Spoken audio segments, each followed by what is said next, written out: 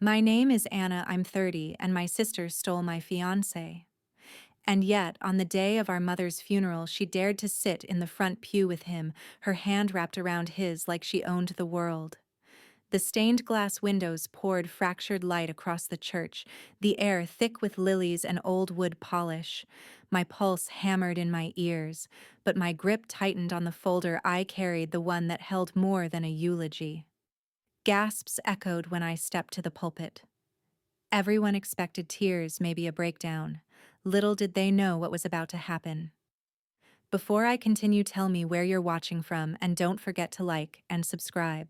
I grew up in a house where the balance was always tilted, though I didn't understand it until much later. My sister Clara and I were only 2 years apart, and from the beginning she was the one everyone bent around. At dinner, she would push her plate away and complain she didn't like what was cooked, and Mom would quietly make her something else while I learned to swallow whatever was served. Dad would chuckle, pat her hair, and say, "She's just picky. Don't fuss." I remember the clink of silverware, the scratch of my chair when I shifted, and the way I forced myself to chew, pretending it didn't sting, that no one noticed me finishing my food without complaint. Birthdays told the same story. Mine would pass with a small cake, a few relatives, maybe a sweater I needed for school.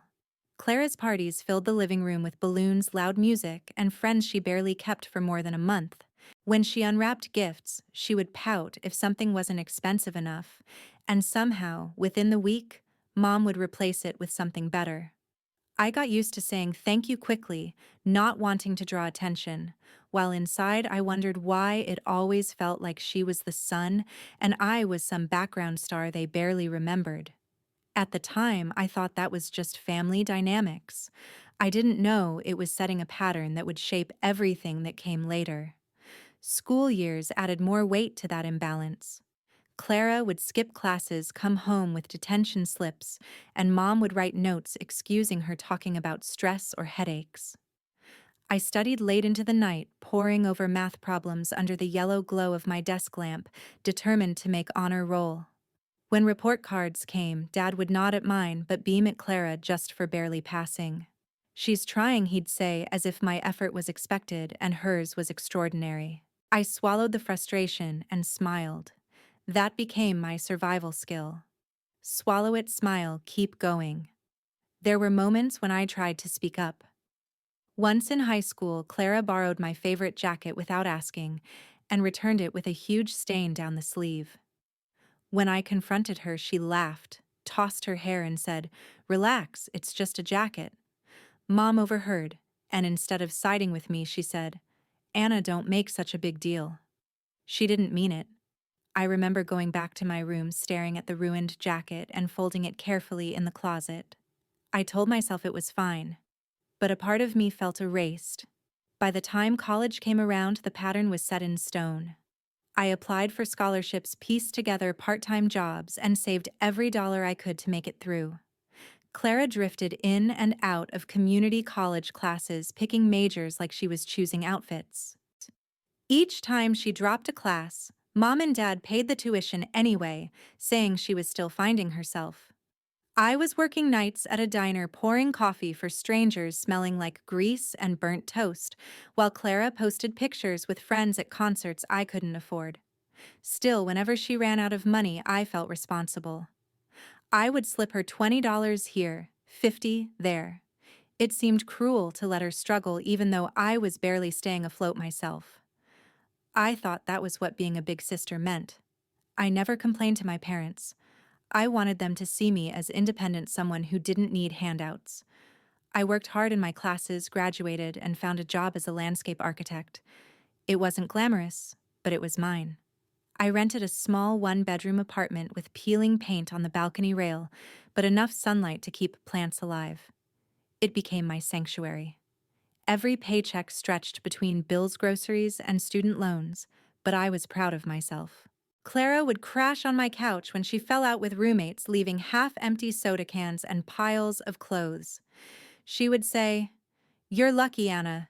You have it all figured out." I wanted to believe that was true. I wanted to believe that my hard work had finally given me something solid. And then came Mark. He walked into my life like something steady after years of chaos. We met at a friend's barbecue, both of us hovering awkwardly near the chips and dip. He asked what I did, and when I said landscape architect, he smiled like it was the most fascinating thing he'd ever heard. He didn't see me as the background sister, the reliable one. He saw me. For the first time, I felt chosen. We dated, fell in love, built a rhythm.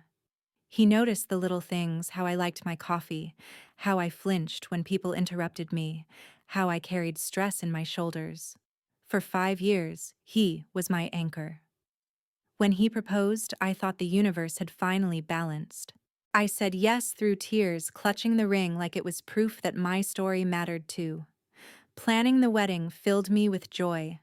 I booked a venue, bought a dress, wrote out invitations late at night at my kitchen table, with the hum of the refrigerator in the background. Each task felt like a brick in the foundation of a life I deserved. Friends congratulated me. Relatives called to say they were proud. For once, I wasn't the afterthought. But Clara was never far away. She smiled when she saw the ring, hugged me, and said she was happy for me. Yet I noticed her laugh stretched longer when Mark cracked a joke. I noticed her wardrobe shifting toward styles I knew he liked. Late-night whispers on her phone made me uneasy, but I brushed it off. I told myself she was just restless, that Mark was devoted. After all, she was my sister. And he was the man I trusted more than anyone. What reason did I have to suspect the two people I loved most would ever betray me? Looking back, the signs were there, like flashing warning lights I refused to see. The favoritism I had lived with my whole life wasn't just about extra gifts or forgiven mistakes. It had taught Clara that she could take whatever she wanted, and that someone, me, mom, dad, would clean up the mess. It had taught me to accept crumbs and keep smiling. That dangerous combination led to the moment everything shattered. At the time, though, I was too blinded by hope. I thought I was finally safe. I didn't know it then, but every choice, every small wound I swallowed was about to explode into the biggest betrayal of my life. College was supposed to be the big reset. I thought leaving home would mean leaving the constant comparison behind. I worked through applications late into the night, writing essays by the faint light of my desk lamp, while Clara barely skimmed brochures and shrugged. When I got into a state school with a partial scholarship, I cried from relief. My parents congratulated me, but their first question was, "What about Clara?" She hadn't even applied anywhere yet, but the conversation quickly shifted to how we could support her when she found her passion. I learned to swallow the lump in my throat and tell myself it didn't matter. Once on campus, I had to work 2 jobs to cover what the scholarship didn't. I poured coffee at a 24-hour diner and stocked shelves at a drugstore on weekends. The smell of burnt toast and mop water clung to me, but I was determined. I wanted independence. I wanted to prove I could carry myself without anyone's help. My parents sent the occasional care package, but the real financial support seemed to flow in only one direction, toward Clara. She enrolled in a community college but switched majors every semester. Fashion design one term, psychology the next, business after that. Each time she dropped a class, Mom sighed and Dad paid the tuition anyway. I was too tired from shifts and studying to argue. When she ran out of money, she'd call me. "Just $20 till Friday," she'd say, her voice sugary. Sometimes it was 50, sometimes more. Even when my checking account balance blinked close to zero, I found a way. She was my sister. I told myself that helping her was the right thing to do, even though I resented it. Those years blurred into a cycle of exhaustion. Classes, work, sleepless nights. But I held on to the image of what life could be once I graduated. I pictured an apartment that was mine alone, a steady job, maybe even someone who loved me for me. I didn't know yet how long that vision would take, or how fragile it really was. By the time I earned my degree, I was running on fumes. I landed an entry-level position at a landscape architecture firm. It wasn't glamorous, endless site surveys, long days staring at blueprints, and more meetings than I could count, but it was solid. I rented a 1-bedroom apartment in an older building. The balcony rail was rusted, the paint peeling, but the sunlight poured in just right, and I filled it with potted plants. That apartment became my sanctuary. For the first time in my life, I had a space that was only mine. Of course, Clara showed up before long. She drifted from job to job, always in some kind of crisis. A roommate had kicked her out. A boss had fired her unfairly. A boyfriend had broken her heart. Each time, I was the safety net. My couch became her bed, her clothes piled in my laundry basket, her half-empty soda cans scattered on my counter. I told myself it was temporary, that she'd figure it out, but deep down, I felt used. Then came Mark. I met him at a friend's barbecue, both of us hovering awkwardly near the snack table. He smiled, asked about my work, and listened like it mattered. When I said, landscape architect, his eyes lit up like I'd just told him I designed castles. We talked for hours that day, and when he asked for my number, I felt something shift. For once, I wasn't the background sister or the reliable daughter. I was someone worth noticing. Dating Mark was like breathing fresh air after years of smoke. He noticed the little things, how I liked my coffee, how I winced when someone interrupted me, how I carried stress in my shoulders. He remembered the names of my coworkers and asked about my projects. When we walked together, he matched his pace to mine. For the first time in years, I felt seen. Our relationship grew over 5 steady years. He was kind, attentive, reliable, the kind of man I had always dreamed of, but never believed I deserved. When he proposed, it felt like every wound I had swallowed through childhood finally mattered. I wasn't second place anymore. I was chosen. The proposal wasn't extravagant, just the two of us in my apartment, pizza boxes stacked on the counter, rain tapping against the windows. He pulled out the ring, his hand shaking, and I said yes before he finished asking. I cried, laughed, and hugged him so tightly I could feel his heart racing. That night, staring at the simple diamond on my finger, I thought my life had finally evened out. The months that followed were a blur of planning. I booked a venue, bought a dress, and wrote out invitations late at night at my kitchen table. I remember the scrape of pen on envelopes, the steady hum of my refrigerator, the quiet satisfaction of building something that was finally mine. Friends congratulated me. Relatives called to say they were proud. For once, I wasn't invisible. But Clara was always there, hovering at the edges. She smiled when she saw the ring, hugged me, and said she was happy for me, but I noticed her laugh lingered too long at Mark's jokes. Her wardrobe shifted suddenly. She was wearing styles I knew he liked. She started calling me late at night, saying she needed to crash at my place because her latest job hadn't worked out. She would roll her eyes at my stress over planning and say, "Relax, Anna, it's just a party." I brushed it off. She was my sister. And Mark loved me. What reason did I have to worry? The truth is, I saw the signs but refused to believe them. I caught Clara looking at him when she thought I wasn't watching. I noticed how he started defending her when I teased her about flaking on chores. Once I walked into the living room to find them laughing over a private joke, the kind of laughter that left me feeling like an outsider in my own home. My chest tightened, but I swallowed it. I told myself I was paranoid, that I was overthinking. After all, Clara was family. Mark was my fiancé. Together, they were supposed to be my safe place. Looking back now, it's painfully clear. The favoritism I'd lived with my whole life had taught Clara she could take whatever she wanted, consequences be damned.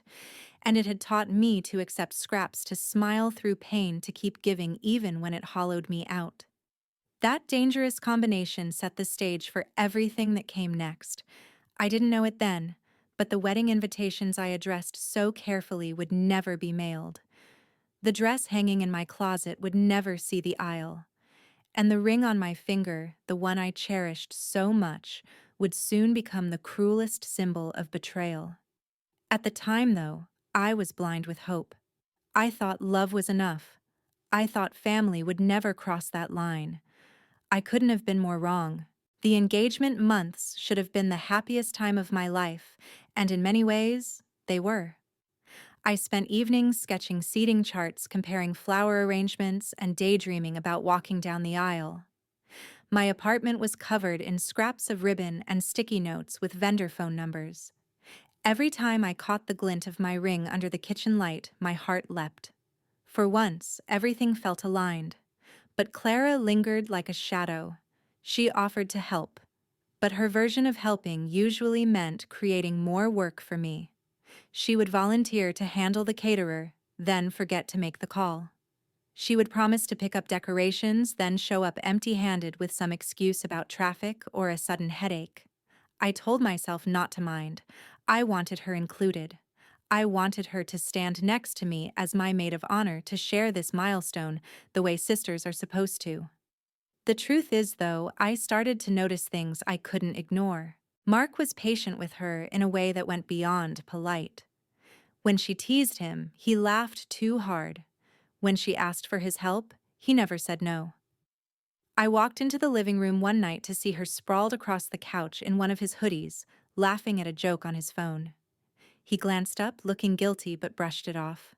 My chest burned, but I forced a smile. "What's so funny?" I asked. Clara waved me off with, "Oh, nothing you'd get." Little moments piled up. I told myself I was being jealous, paranoid. He was my fiancé. She was my sister. They wouldn't betray me. But unease scratched at me like sandpaper I couldn't shake. Then came the Tuesday that gutted my world. I had left work early with a silly plan to surprise Mark with his favorite dinner. I carried bags of groceries up the stairs, humming to myself, excited like a teenager. I turned the key in the lock and stepped into silence until I heard it. Laughter. Soft, intimate giggling from the bedroom. My body went cold. The bag slipped from my hands, apples rolling across the floor. I walked down the hall on legs that barely moved. When I pushed the door open, it felt like stepping off a cliff. Clara was there wearing Mark's shirt. Her hair messy, her smile smug. Mark scrambled up mumbling something, but my eyes locked on hers. She didn't look ashamed. She looked victorious, like she had won a prize she'd been aiming for all along. I wanted to scream, but all that came out was a soundless gasp. My hands shook. My chest felt like it was caving in. Mark started with excuses. "It just happened. I didn't mean," but I barely heard him. The room blurred. All I could see was Clara's smirk, the satisfaction in her eyes. That was the moment I realized it wasn't an accident. She hadn't just fallen into his arms. She had hunted him. And he let himself be caught. The hours that followed are a blur of shouting tears and the sound of a suitcase zipper. Mark packed his things that night. 5 years of love and plans disappeared into a duffel bag. The wedding was off before I could even process it. I sat on the edge of my bed staring at the empty space where his clothes had hung my engagement ring, heavy on my hand, my whole body shaking. I thought I would break apart and never put myself back together. The weeks after were worse. Every phone call to cancel the venue, the photographer, the caterer was a knife twisting in my chest. "The wedding is off." I repeated over and over, my throat raw, each word tasting like ash. Relatives called their sympathy, dripping with pity. Friends tried to distract me with dinners and outings, but everywhere I looked, I saw Clara and Mark. They didn't hide. They paraded their new relationship through town like they had nothing to be ashamed of. I saw them at my favorite restaurants, smiling for photos with people who used to be my friends. Clara wore a new diamond ring, bigger, flashier, as if she wanted to erase every trace of what had been mine. I retreated into myself. My apartment felt empty and hostile, every corner echoing with memories I wanted to erase. I stopped answering calls, stopped scrolling through social media. I couldn't bear the sight of them together. But just as my world collapsed, Mom's health began to crumble too. She had always had a heart condition, something she managed with medication, but suddenly it worsened. Doctor visits multiplied. I became her driver, her companion, her nurse. I sat in waiting rooms that smelled of antiseptic, listening to the tick of the clock as her name was called. I held her hand during tests, felt her fingers tremble, and tried to stay strong even when my own heart was in pieces. Those quiet afternoons became a strange kind of refuge. Mom and I talked in ways we never had before. Maybe illness stripped away her walls, or maybe she finally saw me not just the daughter who never complained, but the woman carrying everything alone. She cried sometimes not for herself, but for what Clara and Mark had done. "You didn't deserve this," she whispered one evening, her voice weak. And then one day she confessed something that made me see Clara in an even darker light. She told me about the money, about how Clara had been bleeding them dry for years with stories of fake debts emergencies that never existed, loans she never intended to repay. Mom pulled out a small ledger she had hidden away filled with dates, amounts, and notes in her careful handwriting. Thousands of dollars gone, their retirement savings drained, Dad's credit ruined. I sat there numb, staring at the pages, the weight of it pressing on me. Clara hadn't just taken Mark. She had taken from all of us for years without shame. "Promise me," Mom said, tears sliding down her pale cheeks. "Promise me you won't let her lies be the last word. Don't let her destroy everything and walk away clean." I took her hand and promised, even as fear coiled in my stomach. I didn't know how I would keep that promise, but I meant it with everything in me. A month later, Mom was gone. The house was filled with flowers and murmurs of sympathy, but I felt hollow. I stood by her casket with the ledger hidden in my bag, my grief hardening into something sharper. Clara stood on the other side of the room with Mark at her side, dressed in black, pretending to mourn. My jaw clenched, my hands tight around the strap of my purse. I knew then that my time of silence was over. The funeral date was set. I was asked to deliver the eulogy. Everyone expected me to cry, to falter, to let Clara and Mark steal the spotlight. They had no idea what I carried in that folder. They had no idea what I was about to reveal. After Mom passed, the grief sat on me like a heavy coat I couldn't take off. But underneath it, something else started to grow, a sharp determination. I had promised her I would not let Clara's lies stand. The problem was, a promise is easy to make in a hospital room. Keeping it meant gathering enough proof so that no one could dismiss me as a bitter sister or a jilted ex-fiancé. I needed more than anger. I needed evidence. The ledger was my starting point. Mom's neat handwriting filled the pages, dates, dollar amounts, little notes about the supposed emergencies Clara had told her. Rent late again, $500. Car broke down, $300. Hospital bill, $1 and $200. I knew half of those stories were made up because I had been around. Clara never had a car that needed that much work. I never saw hospital wristbands or medications. But suspicion wasn't enough. I needed things that could stand on their own.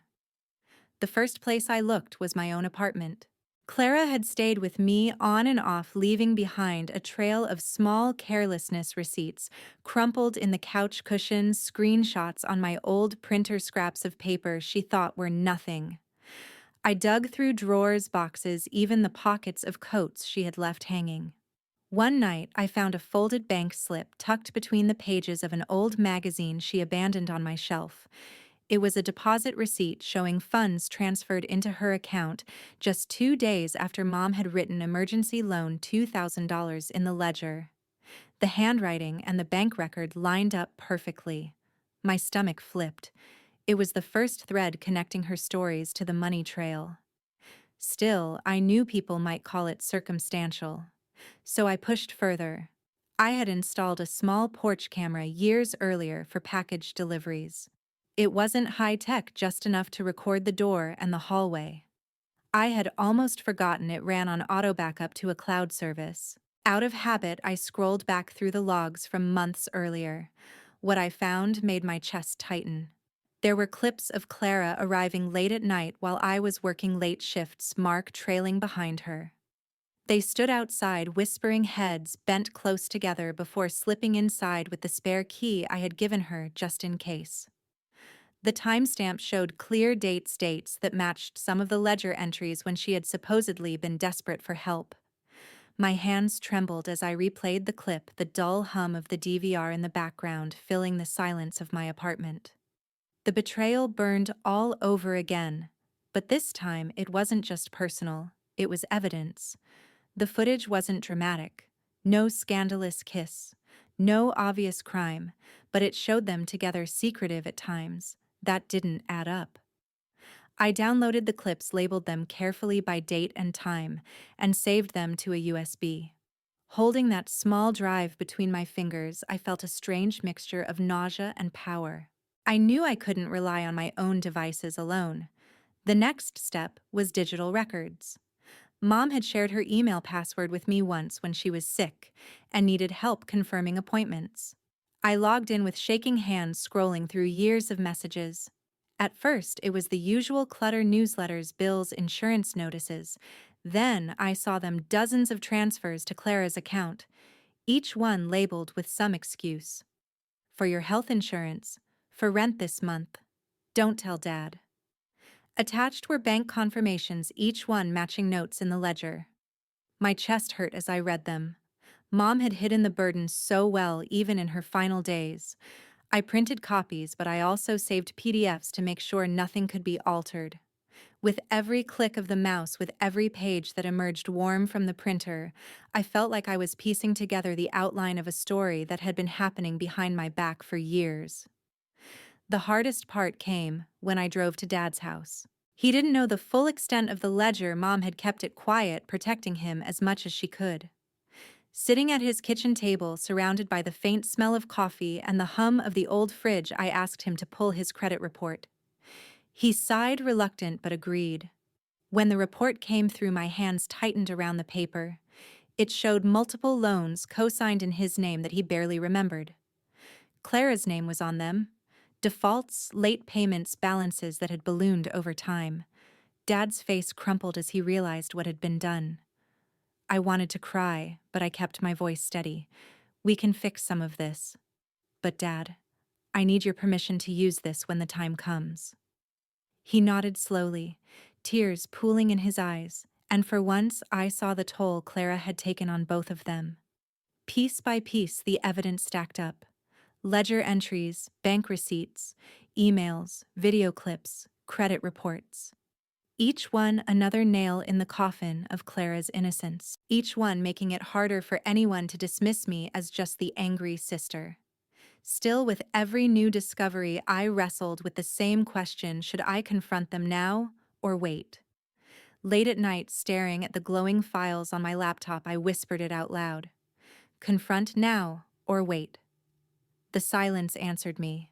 If I confronted too soon, they would deny everything, twist it around, maybe even destroy more evidence. If I waited, I could put it all together, reveal it when it mattered most. I remembered Mom's voice, frail but firm, telling me to make sure the truth came out. That became my compass. This wasn't just about revenge anymore. It was about honoring her. The emotional toll was real. Some nights I lay awake, my chest tight, my mind replaying every clip, every email. I could hear Clara's laugh in my head, that same laugh I had heard through the bedroom door on that Tuesday. But now it wasn't just the sound of betrayal, it was the sound of a pattern, a scheme that had drained the people who loved her most. I began to think of the folder as my shield. Every document I added gave me a little more strength. The ledger, the receipts, the printouts, all of it stacked neatly, clipped and labeled. I kept it in a fireproof box under my bed, checking it every night like a ritual. The box was heavy when I lifted it, but in a strange way, so was I. By the time a month had passed, I had the beginnings of a case that could shatter Clara's facade. I wasn't ready yet, not completely, but the foundation was there. I just needed more witnesses, more undeniable proof, so that when I finally stood in front of everyone, there would be no room for doubt. I stared at the closed box one evening, the glow of my desk lamp reflecting off its surface. Confront now or wait? I asked myself again. This time, I already knew the answer. I would wait. I would collect every piece, no matter how small, until the picture was so clear no one could deny it. And when that day came, Clara would learn that the sister she had underestimated her whole life had finally stopped swallowing the pain. The ledger, the receipts, the emails, they were strong. But I knew Clara well enough to realize she'd never go down quietly. She would spin stories, play the victim, twist every fact until people doubted their own eyes. If I wanted the truth to survive, I needed more than documents. I needed people, witnesses, professionals who could confirm what I already knew. I started with the hospital. During Mom's final months, I'd been with her at nearly every appointment. The waiting rooms still haunted me, the sharp scent of sanitizer, the flat whir of the air vents, the endless shuffle of patients in thin gowns. One afternoon, I met with an administrator in the billing office. I explained gently, my voice steady, that I was trying to organize Mom's financial affairs. She pulled up records, her keyboard clattering in the silence. The printouts showed every payment Mom had made for her own treatments, but nothing for Clara. Not a single bill. Yet the ledger was full of entries where Clara had claimed medical emergencies. She said she needed money for a hospital stay, I told the administrator. The woman shook her head. There's no record of that here. I asked if she'd be willing to sign a statement confirming the absence of those charges. She hesitated at first, citing privacy, but once I explained I was her daughter and executor, she agreed to prepare a notarized letter confirming only my mother's charges and the absence of any link to Clara. It wasn't flashy, but it was clean, official, and it would hold. Next, I went to the bank. I knew the branch manager. Vaguely, he had been at the same local events as my parents over the years. I scheduled a quiet meeting, the kind where the blinds were half drawn and the desk smelled faintly of polished wood. I slid Dad's credit report across the table and asked if the loans could be verified. His expression grew grim as he pulled up the records. Each loan was there, co-signed by Dad, disbursed into Clara's accounts and left to rot unpaid. Your father's liability is real, he said softly, but the record is clear where the money went. I asked if he could provide certified statements showing the disbursement. He agreed, printing them with a notary stamp at the corner. My hands shook slightly as I stacked the papers. By then, the folder under my arm felt heavier with every stop. Still, I knew I needed legal guidance. I made an appointment with a local attorney, a woman recommended by a colleague, who had dealt with family estate issues. Her office was lined with framed degrees, but her manner was calm, almost maternal. I laid everything out on her desk: the ledger, the receipts, the video clips, the emails, the hospital letter, the bank records. She studied each piece in silence, her pen tapping softly. When she looked up, she said, "You've built a strong case. What you need to do now is protect it." She explained chain of custody, how every document had to be accounted for, so Clara couldn't claim it was fabricated. She helped me prepare affidavits, simple statements I signed in front of a notary describing how I had obtained each item. She showed me how to create certified copies and suggested sealing one set in an envelope with a tamper-proof seal. Keep an original safe, but use the copies publicly, she advised. That way, if anyone challenges authenticity, you have the untouched originals. I left her office with a binder, a sealed envelope, and a USB drive tucked into a padded sleeve. It felt almost military, like gearing up for a mission. For the first time since the betrayal, I felt less like a victim and more like someone taking control. Even so, there were nights when doubt clawed at me. Sitting at my desk with the lamplight glaring off the binder's plastic sleeves, I whispered to myself, confront now or wait. The question gnawed at me. I could storm into Clara's apartment, slam the folder on her table, and watch her scramble. But the lawyer's words echoed in my head. Protect the evidence, wait for the right moment. If I confronted her too soon, she'd spin it, destroy things, maybe even manipulate Dad again. No, I had to hold steady. I also realized I couldn't do this alone. I reached out to people I trusted. A close family friend, Mrs. Green, who had always been quietly supportive of me, agreed to keep a sealed backup envelope in her safe. If anything happens, I'll bring it straight to the pastor, she said, her voice steady. A coworker who had once seen Clara and Mark together late at night near my office lobby promised she would speak up if needed. Little by little, I built not just a file, but a network. The emotional weight was enormous. Each time I added another piece, I felt both stronger and more exhausted. Holding the notarized hospital letter, I remembered Mom's fragile voice in that clinic room. Reading the bank disbursements, I saw Dad's lined face crumpling at the kitchen table. Every clip, every page was a reminder of how deeply Clara had cut into the people who had loved her most. I rehearsed in my head what it would look like to reveal it. Would I stand at a family dinner? A holiday? The funeral was already looming, and I knew in my gut that was the stage Clara would try to claim as hers. She'd want the attention, the sympathy, the inheritance whispers. And that was where the truth would hurt her most. By the end of that week, the box under my bed was nearly full. Ledger, receipts, emails, hospital letter, bank statements, affidavits, witnesses prepared, backups sealed and stored. Each item labeled cross-referenced, cataloged like evidence in a courtroom. The question, confront now or wait no longer, echoed with uncertainty.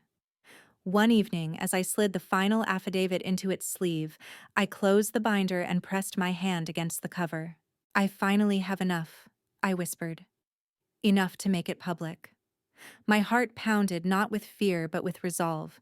I didn't know yet exactly how it would unfold. But I knew this Clara had spent years taking without consequence. She had stolen my fiancé, my peace, my family's security. At our mother's funeral, she expected to stand at the front pew clutching her prize, playing the grieving daughter. What she didn't know was that I would be standing at the pulpit with the weight of truth in my hands. And this time, I wouldn't swallow it. I would let the whole world see. Once I admitted to myself that the funeral would be the stage, I knew I couldn't improvise. Clara thrived in chaos. She could spin tears into sympathy and deflect with a practiced sob. If I wanted the truth to land, I had to prepare every detail. The first step was legal. I booked another appointment with my attorney. Her office smelled faintly of paper and ink, the air cool from an overworked AC unit. I spread my binder across her desk pages, neatly labeled with sticky notes. She nodded as I explained my plan. "You're within your rights," she said firmly. "These are your documents, your experiences. Just remember, stay calm. Anger undermines credibility. Facts don't." She helped me prepare final affidavits for the hospital letter and bank statements, each one signed and notarized. She taught me how to keep originals sealed and carry certified copies. We even drafted a short statement I could use if anyone questioned the legitimacy. These are certified by the issuing institutions. Originals are sealed for verification. It was crisp, professional, untouchable. From there, I moved on to logistics. At my dining table under the yellow light of a single lamp, I created multiple sets of the evidence. One binder with labeled tabs. Ledger Bank Hospital email affidavits. A slim folder with just the essentials: bank statement, hospital letter. A key email printout designed to fit neatly inside the leather cover I'd use for the eulogy. And a USB drive with the porch camera footage tucked into a padded sleeve. I labeled it with a strip of masking tape, my handwriting sharp and deliberate. Then I made backups: a second USB and a plain envelope I gave to Mrs. Green, the family friend. A scanned copy uploaded to a cloud account under a new password no one else knew. Each layer felt like armor. The props mattered. I didn't want to look like a detective lugging evidence. I wanted to look like a grieving daughter honoring her mother. So I kept it simple. The ledger would stay hidden until I needed it. The folder would sit on the lectern looking like nothing more than my notes. If power went out or electronics failed, I could hold up the paper itself. I rehearsed the gesture: open folder, slide out, page hold, steady. No shaking hands, no frantic movements. Just calm, factual delivery. Next came allies. I knew standing alone at the pulpit would be powerful, but I also knew Clara would lash out, claiming fabrication. That's where others came in. I asked the hospital administrator if she would be on call in case her letter was questioned. She agreed. The bank manager, too, though he wouldn't attend, confirmed he could verify over the phone if necessary. Most importantly, I confided in Mrs. Green. She had been close to Mom for decades, known as the steady one in the community. I asked her to sit near the front holding the backup envelope. If things get loud, I said, I'll nod. You'll bring it forward. She placed her hand over mine and said, I'll be ready. I also rehearsed with Dad. Sitting at his kitchen table again, we went over what he would do if Clara tried to twist the loans. His voice was shaky, but he agreed to simply state the truth. I signed papers I didn't understand. The money went to Clara. That's all I know. Short, clear, impossible to misinterpret. Then came timing. I studied the order of service for the funeral. Music, scripture, eulogy, closing hymn. I realized my slot was perfectly placed by then. The church would be full, the mood solemn, every eye on me. I planned to begin softly honoring Mom, sharing warm stories, so that everyone remembered her as the generous, loving woman she was. Only once the room was united in grief would I pivot. It would maximize the impact, not just anger, but context. They would feel the contrast between Mom's kindness and Clara's betrayal. I even considered the physical details. Where I would stand, where Clara and Mark would sit, how the light from the stained glass would hit the pulpit. I practiced my breathing, my posture. Shoulders back, chin level, voice steady. I rehearsed at home, reading aloud to an empty room. My own voice echoed strange at first, but then grounding. My mother valued honesty above all else. I repeated until the words felt natural. The night before the funeral, I laid everything out. Black dress pressed. Folder placed by the door. USB in my purse. Backup envelope confirmed with Mrs. Green. Affidavit sealed. My symbolic object, the ring I no longer wore, sat in a small velvet box. I touched it briefly, then tucked it away. It wasn't for show. It was my reminder of why I was doing this. Still, I knew Clara. She might try to leave mid-speech to run before the truth stuck. So I arranged quietly with the officiant, please ask everyone to stay seated until the service concluded. He agreed, sensing something unspoken. We'll keep order, he promised. It was subtle, but it meant if Clara bolted, eyes would follow, whispers would grow, and running would look like guilt. I even made contingency plans. If someone cut the mic, I would raise my voice and continue. If the power failed, I had the printed pages. If Clara interrupted, I would pause, wait for silence, and resume. If she accused me of fabricating, I would calmly reference the sealed originals and Mrs. Green's envelope. No yelling, no chaos, just truth. Every move was rehearsed like choreography. Place folder, speak slowly, reveal documents, let the silence do the work. My goal wasn't drama, it was undeniability. The hardest part wasn't the planning itself, but keeping calm while doing it. Some nights, as I sealed envelopes or labeled USBs, my hands trembled. Rage would flare, the memory of Clara in Mark's shirt stabbing at me. I wanted to scream, to confront her right then. But I forced myself to breathe, to remember Mom's voice. Promise me. This wasn't about shouting. It was about exposing. I practiced one final line in the mirror. I wouldn't raise my voice. I wouldn't need to. Saying it out loud steadied me. By the morning of the funeral, I was ready. My evidence was organized. My allies briefed, my strategy rehearsed. The plan was simple: honor, Mom, expose Clara, leave no room for denial. When I closed my apartment door, folder in hand, I whispered to myself, it's time. I didn't feel triumphant. I didn't feel vengeful. What I felt was a strange, quiet strength. For the first time in years, I wasn't walking into Clara's chaos. I was walking into my own plan. The church smelled like lilies and old wood polish, the kind of smell that clings to black clothes and lingers for days. The organist played softly, the low hum vibrating through the pews as people whispered. I sat near the front with the folder on my lap, my palms pressed against the leather cover. My heart pounded, but my breathing stayed steady. Today was not about rage. It was about truth. When the officiant called my name, every head turned. My heels clicked against the tile as I walked to the pulpit. The stained glass threw fractured colors across my black dress.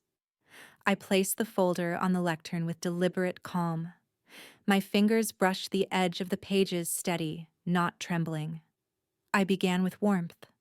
Stories of Mom's laugh, her garden, her habit of humming while she cooked. I described the way she always insisted on sending guests home with leftovers, even if it meant she went without. People smiled through their tears. The atmosphere softened. For those first few minutes, she was alive again in their memories, the woman who loved with her whole heart. That was what I wanted them to hold on to. Then I paused. The silence settled heavy, only the faint creak of pews as people shifted. My eyes found Clara in the front row. She was dabbing at her eyes with a tissue Mark's arm wrapped around her shoulders. They looked like the perfect grieving couple. The sight sharpened my resolve. My mother valued honesty above all else, I said, my voice clear. She believed truth was the foundation of family, which makes the deceptions of this past year so much more painful. A ripple moved through the congregation. I heard someone cough, someone else whisper. I didn't rush. I let the silence stretch. Many of you know my engagement ended, I continued. What most of you don't know is why. I turned slightly, my eyes locking on Clara. I came home one evening and found my fiancé Mark in my bed with my own sister. The gasp that went through the church was sharp, collective, almost physical. Heads whipped toward Clara and Mark. Mark's face drained of color. Clara froze tissue halfway to her cheek. For the first time in months, I felt the balance shift. But I wasn't done. I flipped the folder open, the sound crisp in the still air. As painful as that was, it is nothing compared to what my mother carried in silence. In her final months, she confessed the truth to me. I lifted a page.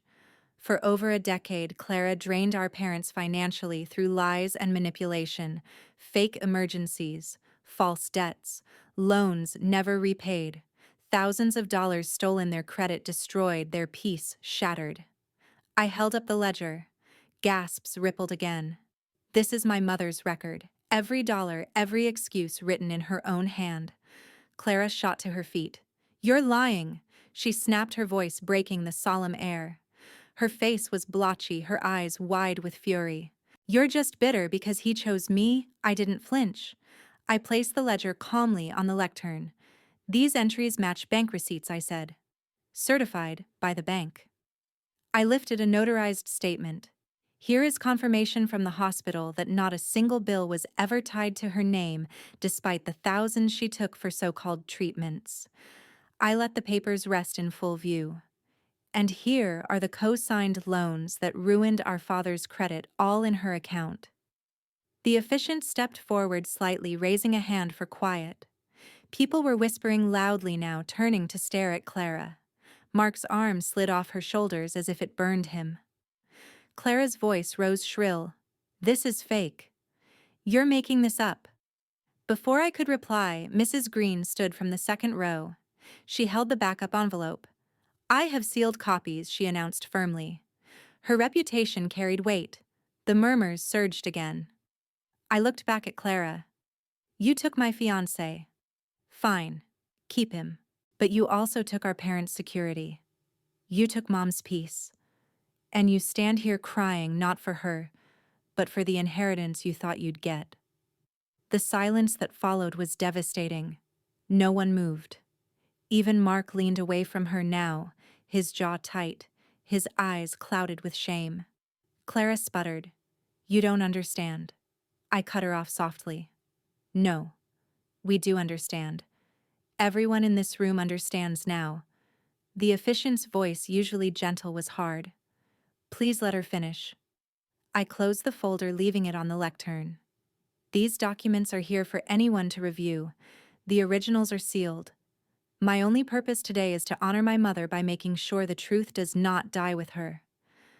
I turned my gaze one last time to Clara. Her face was twisted, half rage, half panic. For once, she had no script to play, no charm to hide behind. The weight of silence pressed down on her harder than any accusation could. I looked at my mother's casket. "Rest now," I whispered, just loud enough for the microphone to catch. Then I stepped back from the pulpit. My heels echoed on the tile as I walked down the aisle. I didn't look at anyone. I didn't need to. I could feel every pair of eyes following me, not with pity this time, but with recognition. The truth had landed. When I reached the doors, I paused only for a breath. The sunlight outside spilled across the floor. I pushed the doors open and stepped out, leaving the murmurs, the gasps, and Clara's unraveling behind me. For the first time in a year, the storm was no longer mine to carry. In the days after the funeral, the fallout spread like wildfire. Word traveled faster than I expected. By Monday, everyone in town seemed to know. Friends texted me screenshots of social media threads. Neighbors whispered in grocery aisles. Some messages were blunt. "Good for you, she had it coming." Others were quieter, full of sympathy. But the common thread was the same: Clara's mask was gone. The financial consequences started almost immediately. The bank manager followed through, sending official notices about the unpaid loans. With Mom gone and Dad refusing to cover any more, Clara was left with defaults in her own name. Creditors began calling. I didn't gloat, but when Dad told me she had shown up at his house demanding money, I simply said, "Tell her to speak to her lender." For once, he didn't fold. He repeated the line I had coached him on. I signed once. Never again. Socially, the shift was just as brutal. Relatives who used to gush over Clara now avoided her at gatherings. Invitations dried up. At the coffee shop where she loved to flaunt her newest obsession, people turned their heads whispering. The same friends who once laughed at her jokes crossed the street to avoid conversation. She had built her life on charm, but charm only works if people believe in it. Now they didn't. Mark was another story. I heard through a cousin that he left her within weeks. Apparently, the ledger, the bank statements, the public humiliation, it was too much. He went back to his parents' house 2 towns over. I didn't feel joy at the news, only emptiness. He had made his choice long ago, and the end of it was just confirmation. Personally, the hardest part was the silence after. The funeral had been a storm, but once it passed, I was left with the quiet weight of what I'd done. I boxed the ring and the binder together, placing them in my closet. For days I couldn't sleep, my mind replaying the moment at the pulpit, the gasps, the look on Clara's face. I wondered if I'd gone too far, if exposing her publicly had made me just as cruel. But then I remembered Mom's voice, frail but firm. "Promise me," and I knew I had kept that promise. Still, I had to protect myself moving forward, so I set boundaries simple and clear. When Clara called from a blocked number, I didn't pick up. When she sent an email demanding explanations, I replied with one sentence: "Any future contact must go through my attorney." I copied him on the message and never checked her address again. When relatives asked if I'd forgive her, I said calmly, "Not until she seeks restitution and proof of change. Until then, I'm not available for this version of family." It wasn't about vengeance anymore. It was about survival. I had lived too many years swallowing the pain, smiling while Clara took and took. Now the line was drawn. One evening, I sat in my apartment with the window open, the air cool, the city humming in the background. For the first time in months, my hands didn't shake. The folder under my bed was no longer a weapon. It was a record, proof that I wasn't crazy, that my experiences were real. I closed my eyes and let the quiet wash over me. I wasn't triumphant, but I was free. 6 months later, my life looked different in small but important ways. I still lived in the same apartment, but the energy inside had shifted. The wedding dress was gone, donated to a charity shop. The binder and ledger were sealed in a fireproof box tucked at the back of my closet. I no longer checked it every night. It was there, but it no longer controlled me. Most mornings I woke early, brewed coffee, and sat at my drafting table. Sunlight spilled through the balcony door, warming the potted plants that had outgrown their small containers. I had taken on a new project at work, a community garden dedicated to my mother's memory. Designing it felt like stitching something back together, turning grief into growth. I built new traditions too. Sunday dinners with coworkers who had become my chosen family, evening walks through the park, headphones in, breathing steadily. Little rituals that reminded me I wasn't alone, even if blood ties had failed me. Sometimes I thought about Clara, but not with rage. Just distance. Boundaries held firm. And for the first time in years, that was enough. Family should mean safety, but sometimes the bravest act is drawing your own boundaries. My mother taught me that truth can hurt, but it also heals. What would you have done in my place, confront in silence or in public? If you've ever faced betrayal, subscribe so you don't miss the next story.